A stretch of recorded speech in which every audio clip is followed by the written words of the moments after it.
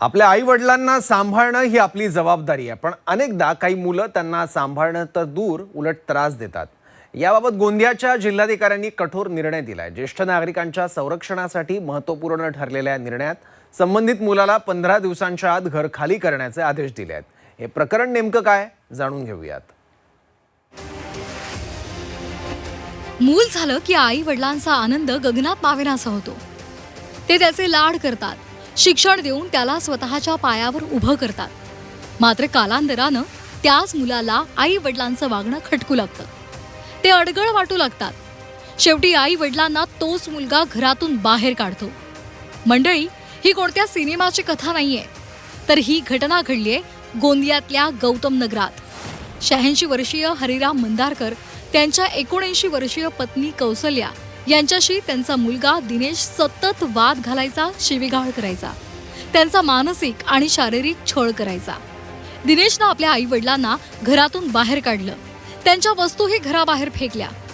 या घटनेनंतर त्याचे वडील हरिराम यांनी गोंदिया शहर पोलीस ठाण्यात धाव घेतली आणि मुलाविरोधात तक्रार दाखल केली।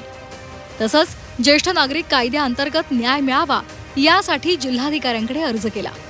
सुनावणीवेळी मुलानं ज्या घरातून बाहेर काढलं ते घर त्याच्या आई वडिलांच्या मालकीचं असल्याचं स्पष्ट झालं। त्यामुळे जिल्हाधिकारी तथा वरिष्ठ नागरिक अपील प्राधिकरणानं संबंधित मुलाला 15 दिवसांच्या आत घर सोडा असे आदेश दिले। ज्येष्ठ नागरिकांना स्वतःच्या घरात सन्मानानं आणि सुरक्षितपणे राहण्याचा पूर्ण अधिकार आहे असा महत्त्वाचा निर्णय दिला। घर आई वडिलांनी स्वतः बांधलं होतं, त्यातूनच मुलांनी त्यांना घराबाहेर काढलं आणि मुलांना त्या घराचा ताबा घेतला होता आणि आई वडिलांना बाहेर काढून ते रस्त्यावर आले होते। म्हणजे त्यांचं सामान सगळं बाहेर टाकून दिलं होतं आणि ते शेवटी भाड्याने जागा घेऊन राहत होते। असं प्रकरण जेव्हा समोर आलं, त्याच्या वस्तुस्थितीची आम्ही पूर्ण चौकशी केली।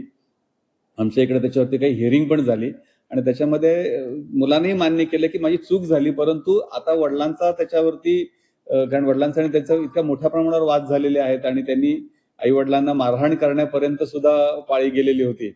त्याच्यामुळे वडिलांची इच्छा नव्हती की आम्ही एकत्र राहू आणि ते घर आई वडिलांनी स्वतः बांधलेलं असल्यामुळे त्या घराचा ताबा आई वडिलांकडे द्यावा आणि मुलांना स्वतः त्याच्यातून बाहेर पडावं, अशा प्रकारचा निर्णय आम्ही तिथे त्या प्रकरणामध्ये दिलेला होता। आई वडिलांना त्रास देणाऱ्या मुलाविरोधात प्रशासनानं घेतलेल्या कठोर भूमिकेमुळे ज्येष्ठ नागरिकांना दिलासा मिळालाय। अशा प्रकारच्या घटनांना आळा बसावा अशीच अपेक्षा व्यक्त केली जाते।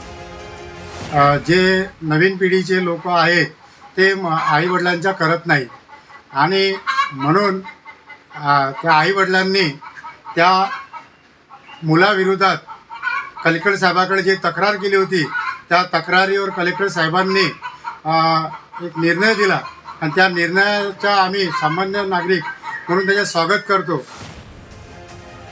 गोंदियासारख्या घटना समाजात इतरत्र सुद्धा घडतात, पण काही वेळा त्या समोर येत नाहीत किंवा दाद मिळेल का याची शाश्वती नसते। पण जिल्हाधिकाऱ्यांच्या निर्णयामुळे वृद्ध दाम्पत्याला न्याय मिळाला, ही बाब दिलासादायक आहे। प्रवीण तांडेकर, झी 24 तास, गोंदिया।